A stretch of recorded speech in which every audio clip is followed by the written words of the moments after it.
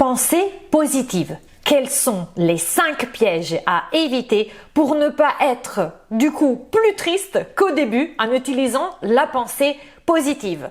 Si la psychologie, le coaching t'intéresse et tu veux savoir comment ne pas tomber sur les pièges de la psychologie positive mais l'utiliser de façon à aller mieux, cette vidéo est pour toi. Let's go! Hello! Moi c'est Aurora, je suis italienne, je suis coach certifiée en image de soi et ma mission c'est d'aider les working girls comme toi à devenir des véritables girl boss en unissant un mindset de girl boss avec une image de puta madre ever, ce qui veut dire une image de girl boss aussi. Car yes, je suis convaincue que l'image est un outil de développement personnel très peu utilisé, je dirais même sous-coté, et que quand on arrive à exprimer notre authenticité au travers de l'image, à montrer à l'extérieur qui nous sommes, extérieur qui nous sommes à l'intérieur, c'est là où on attire à nous les bonnes personnes et les bons événements dans notre vie. Si tu es nouvelle, bienvenue, j'ai un cadeau pour toi. Tu peux télécharger de façon absolument gratuite, tu trouveras le link dans la barre d'infos, un PDF contenant les 7 pièces incontournables que toute girl boss devrait avoir dans sa garde-robe. Et si tu as envie de passer à la vitesse supérieure, de bien démarrer cette année 2022 et de devenir la femme, la working girl qui défonce tout, qui a confiance en elle, qui a un bon mec, si c'est ton désir bien sûr, et qui n'a plus de soucis avec l'argent, parce que je traite ça aussi, je t'invite à booker une heure de coaching gratuit avec moi où on fera le bilan. Tu trouveras dans la barre d'infos le link. En revanche, je te demande de remplir le questionnaire que si tu as décidé de bien démarrer l'année et d'investir sur toi. Tu peux aussi me suivre sur Instagram où je publie tous les jours plein de tips concernant l'image et le mindset. Mais sans plus tarder, rentrons dans le vif du sujet. Nous sommes là aujourd'hui pour parler de psychologie positive et plus particulièrement des 5 pièges à éviter quand on parle justement de psychologie positive. Alors peut-être tu t'intéresses au coaching, tu as déjà entendu parler de la psychologie positive, tu sais que cela consiste, pour faire vraiment très rapide, à essayer de modifier ses pensées de façon à influencer les émotions qu'on va ressentir et du coup, poussé par une émotion plus positive, mettre en place des bonnes actions et arriver aux bons résultats. En revanche, tu sauras aussi, si tu as déjà essayé avec la méthode des post-it ou autre chose pour changer tes pensées, que si tu ne crois pas vrai ce que tu essayes de penser, pourtant avec toute la bonne volonté, ça ne marchera pas.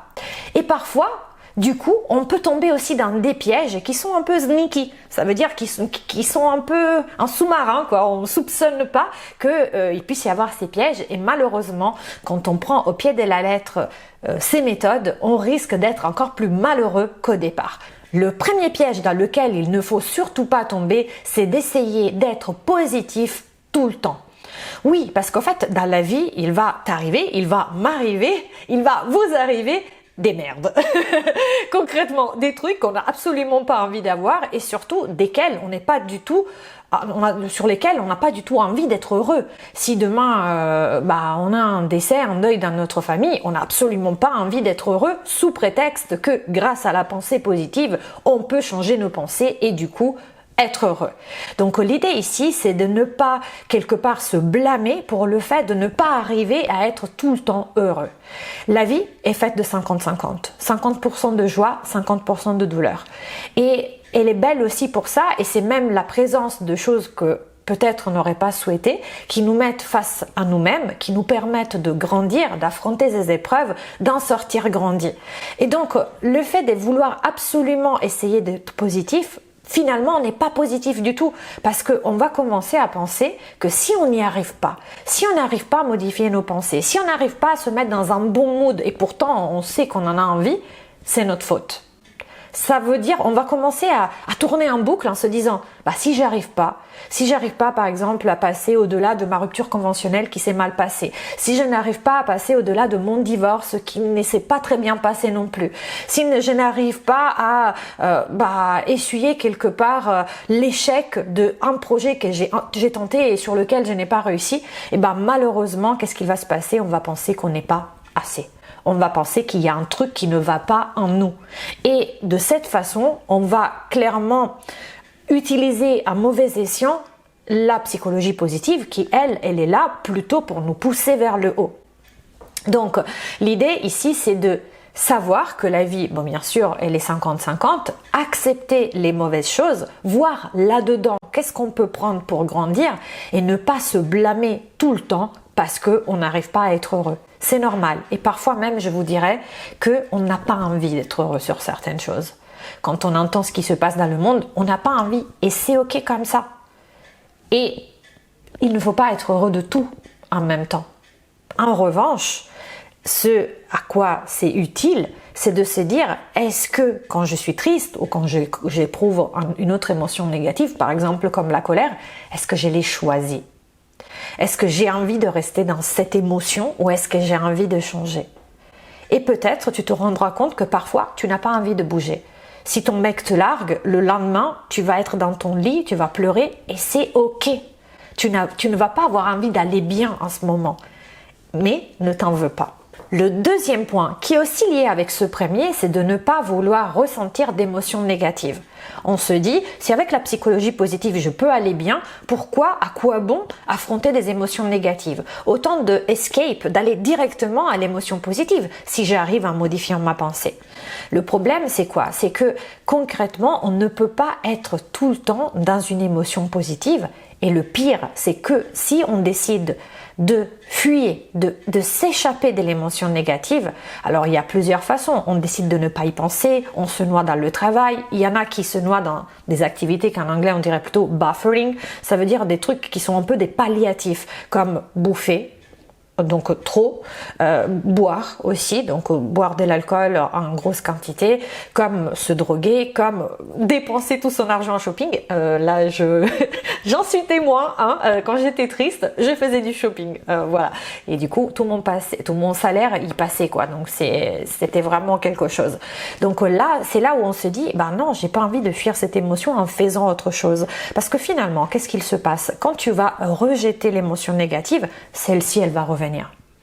Même si tu penses que tu vas faire des activités positives pour contrer cette émotion négative, tu vas te dire mais c'est ultra utile de bosser, du coup je vais gagner peut-être plus, mon chef va me reconnaître. Mais non en fait, parce que tu ne le fais pas driver d'une bonne émotion, tu ne le fais pas parce que tu es pleine d'énergie et tu veux t'investir dans ta boîte, tu le fais pour fuir une émotion négative. Donc quand tu vas rentrer le soir et que finalement tu t'écroules de fatigue, tu vas rester avec cette amertume. Et finalement, tu vas te rendre compte que le overworking, quand on dit workaholic, donc on est trop dans le travail, ou même quand on bouffe, parfois on bouffe juste parce que on est dans une émotion négative et le sucre, la chose qu'on va prendre, qu'on va ingérer, va donner un signal à notre cerveau comme quoi on va mieux, mais c'est tellement un faux plaisir en réalité, parce que c'est un plaisir qui dure peu et c'est surtout un plaisir qui va se retourner contre notre propre santé si on continue dans cette voie. Donc l'idée c'est de se dire plutôt j'accepte l'émotion négative. Alors par rapport à ça, j'ai toute une méthode que j'ai apprise en école de coaching aux États-Unis. Pour celles qui ne me connaissent pas encore, j'ai fait de Life Coach School, qui est l'école de Brooke Castillo aux États-Unis, et on nous a appris vraiment une méthode pour gérer les émotions.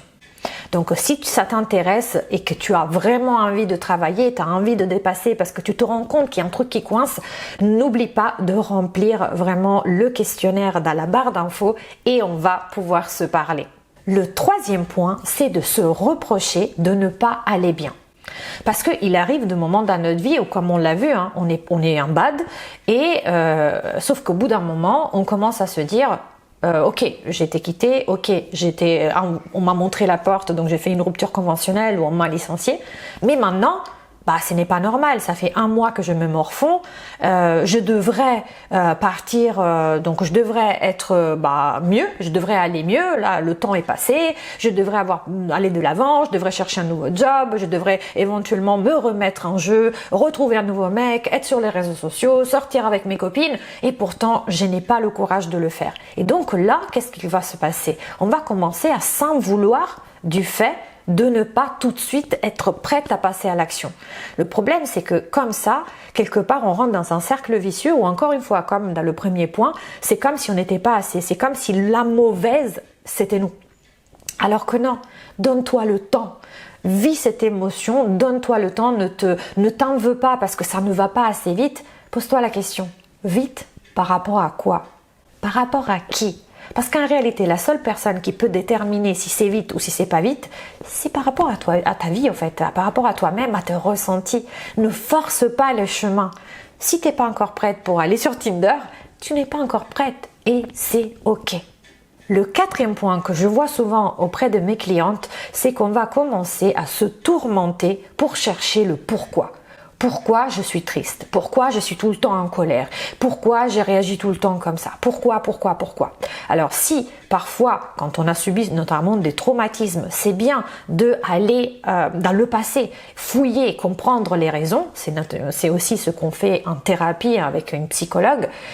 Quand on est toute seule entre me, myself and I, juste avec ma tête, parfois c'est juste se tourmenter de vouloir savoir pourquoi. Ça serait beaucoup plus productif et je te lance le challenge de te poser la question pourquoi en ce moment je décide de penser ça.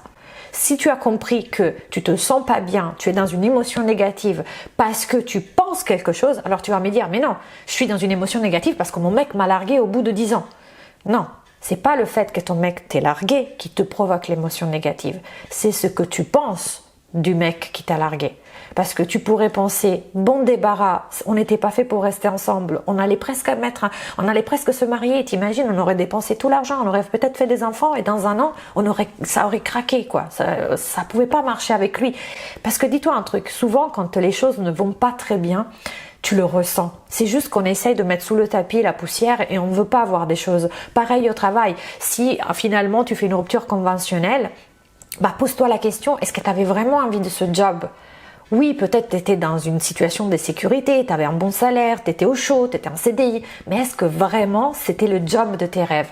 Et là, du coup, ce qui pouvait pour nous être le déclencheur de dépression, finalement va être le déclencheur de j'ai fait autre chose, c'était arrivé au bon moment, c'était pour quelque chose. Donc ne te pose pas la question. La vraie question à se poser, c'est pourquoi tu décides de continuer de penser quelque chose de négatif qui te fait rester dans cet état négatif. Parce que tu as le choix, on a toujours le choix de choisir une pensée légèrement plus positive. Et je ne te demande pas de passer on m'a montré la porte, je suis licenciée, donc de penser que ce truc-là soit ah ouais, c'est la meilleure opportunité de ma life, parce que ton cerveau tout de suite, quand on vient de te mettre à la porte, va te dire ah non ma cocotte, t'aurais bien préféré rester là. Pourquoi? Parce que concrètement, c'était un inconfort. Pourtant, c'était un endroit où tu n'aimais pas. Le boulot peut-être te plaisait plus, ou l'environnement ne te plaisait plus, les valeurs de ta boîte ne te plaisaient plus. Mais c'était un inconfort connu. Et ton cerveau préfère toujours rester dans le connu, même si c'est de l'inconfort. Parce que par définition, tout ce qui est inconnu, pour lui, c'est de l'inconfort. Et l'inconfort inconnu, ça lui fait encore plus peur. Donc c'est absolument normal. En revanche, si tu veux grandir, si tu veux te dépasser, la seule façon pour grandir et avoir des résultats positifs, c'est d'aller vers l'inconfort que tu ne connais pas encore. Parce que c'est là où tu as ce potentiel de croissance. Si tu continues à refaire les mêmes choses que tu as faites dans le passé, tu vas obtenir les mêmes résultats. Mais il n'y a pas de potentiel de croissance. Donc ne te pose pas cette question. Et le 5e point, ça aussi, franchement, je pense qu'on est trop fortes les filles pour faire ça et je le vois pratiquement parmi toutes mes clientes. Parfois, même avec moi, même dans la relation avec moi, elles commencent à dire oui, mais en fait, c'est une opportunité géniale. Oui, mais en fait, c'est comme ça. Et en fait, le 5e point, c'est quoi? C'est qu'on fait semblant. Donc, ne tombe pas dans le piège de faire semblant. Ça ne sert à rien. Tu sais, tout est une question d'énergie. Et même si tu me dis quelque chose, Même en coaching, hein, je le vois. Tu me dis, par exemple, j'ai une cliente qui m'a dit, bon, elle a l'opportunité, en fait, elle change de travail et comme elle va partir dans une boîte concurrente, on lui a dit qu'elle pouvait direct ne pas faire son préavis de 3 mois, donc elle a 3 mois à la maison payés.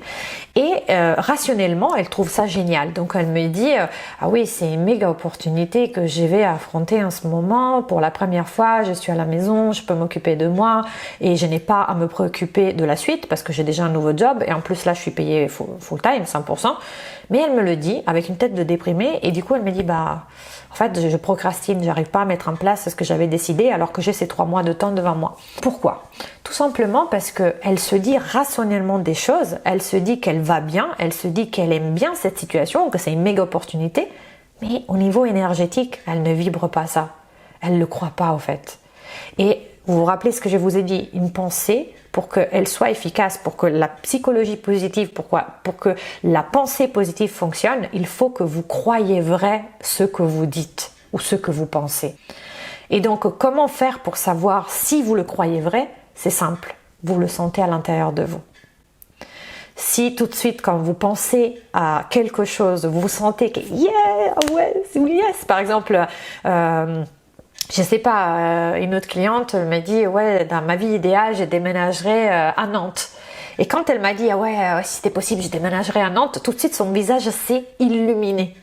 Et donc tu le sens, en fait, tu le sens dans toi. Alors que si par exemple tu pensais pouvoir déménager en Bretagne alors qu'à la base bah ça te faisait chier d'avoir été viré à Paris parce que tu voulais rester à Paris, même si à Nantes tu avais une méga maison qui t'attendait, tu dirais ah oui c'est vraiment une belle opportunité, en plus avec le confinement on pourra rester, s'il y a un autre confinement je pourrais avoir une grande surface, je suis pas loin de la mer, mais finalement ça ne vibre pas. Donc c'est comme ça que tu vas faire. Mais en tout cas, si tu te chopes en train de faire semblant, ne le fais pas. De toute façon, même si tu veux mentir à un futur recruteur ou à un futur copain, il va le ressentir qu'il y a un truc qui coince. J'espère que cette vidéo t'a plu. Si c'est le cas, abonne-toi tout de suite à cette chaîne, s'il te plaît. Mets-moi un pouce bleu. C'est hyper important pour YouTube parce que ça montre que tu aimes bien mes vidéos. Aussi, dis-moi dans les commentaires quels sont les points sur lesquels tu coinces, quels sont aussi les pièges dans lesquels tu es déjà tombé. Je serais vraiment curieuse de te lire et de te répondre. Je réponds à tout le monde. Suis-moi sur Instagram. Tout le monde. Suis-moi sur Instagram et je te dis ciao et à la prochaine.